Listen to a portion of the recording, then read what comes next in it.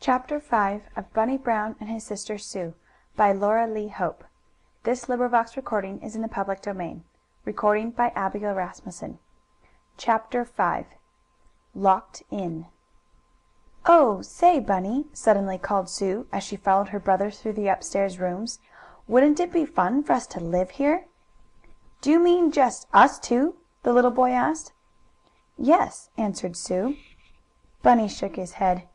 "I'd like Mother, and Daddy, and Aunt Lu, too," he said. "It would be nicer then." "Oh, but sometimes they don't want us to make a noise," went on Sue, "and if we were here all alone we could yell and holler, and slide down the banister all we wanted to. Let's slide down now," she said, as she went to the head of the stairs and looked at the long, smooth hand rail. "Say, that will be fun!"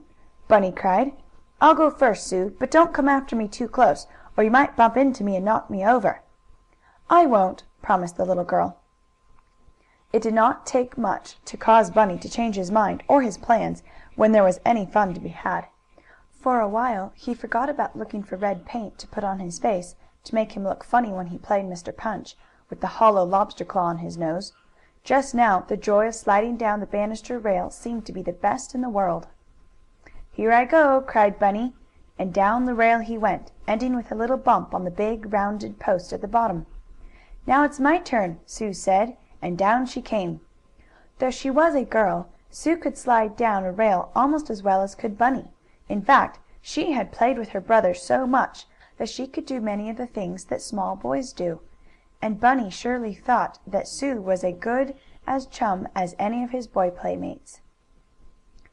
"Now it's my turn again!" exclaimed the little blue-eyed chap, as he went up the stairs, his feet making a loud noise in the empty house. For some time Bunny and Sue played at sliding down the banister rail, and then Bunny remembered what they had first come into the house for. "Let's go to look for that red paint," he said. "All right," agreed Sue. Her little legs were beginning to get tired from running up the stairs so often. Back to the second floor went the children, looking through the vacant rooms, but no paint pots did they see. "I guess all the paint is outside," said Bunny. "We'll go down and get some." "Maybe the man wouldn't like us to take it," said Sue. "We'll pay him for it, if he wants money," Bunny replied, as though he had plenty. "Mother or Aunt Lu will give us pennies soon," he said, "and I can give the man mine. I only want about a penny's worth of red paint. Come on, we'll go out, Sue, and get some." "Yes, and then we'd better go home," Sue went on. "I guess it's going to be dark pretty soon," and she looked out of a window. It was getting on toward evening, but the children had been having so much fun that they had not noticed this. Bunny and Sue walked through all the upstairs rooms of the empty house. In one Bunny saw something that made him call out: "Oh, Sue, look! A lot of picture books! Let's sit down and read them." Of course Bunny and Sue could not read, though the little boy knew some of his letters. So when he said "read," he meant look at the pictures. The books were some old magazines that the family, in moving away from the house, had left behind. Bunny and Sue made each a little pile of the paper books for seats, and then they sat there looking at the pictures in another pile of magazines on the floor beside them. "Oh, look at this dog riding on a horse's back!" exclaimed Bunny, showing Sue a picture he had found in his book. "Yes, it's like in a circus," Sue agreed. "And see, here's a colored picture of a cow. Oh, I wish I had a drink of milk, Bunny. I'm hungry. It must be pretty near supper time." "I guess it is," the little fellow agreed, as he patted his own stomach. "We'll go home, Sue. I wonder if we couldn't take some of those books with us." "I guess so," Sue said. "Nobody wants 'em. And anyhow, we didn't get any red paint, though maybe I can find some outside," Bunny said. "We'll each take a book." It took a little time for Bunny and Sue each to pick out the book with the pictures in it that was most liked. But finally, each with a magazine held tightly, the children started to go downstairs. "Here I go!" cried Bunny again, as he straddled the banister railing. Down he slid, but this time Sue did not wait until her brother had reached the bottom post.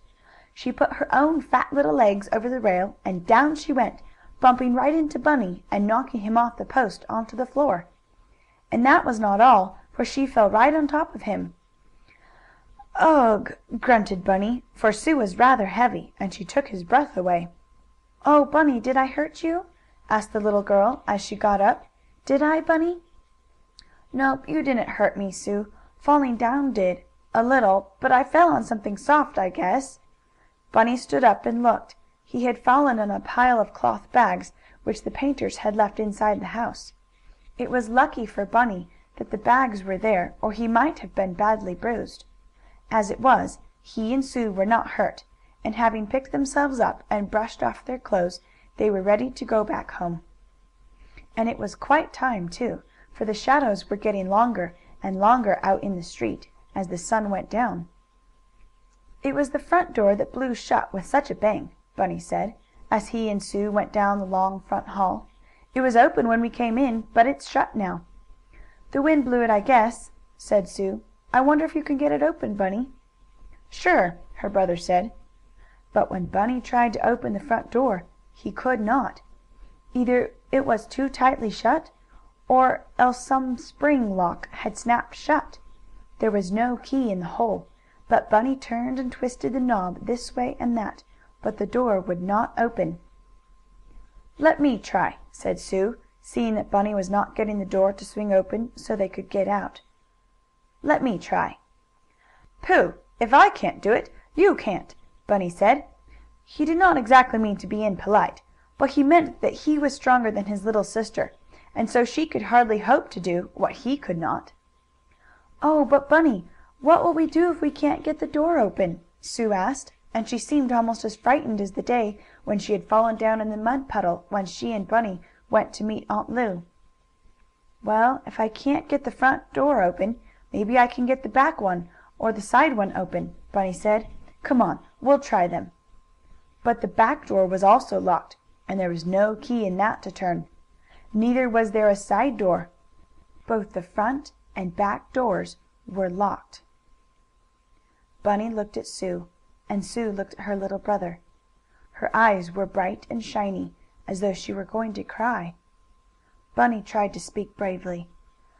"Sue, we're locked in," he said. "Oh, Bunny!" she exclaimed. "What are we going to do? Oh, oh, oh dear!" End of chapter 5.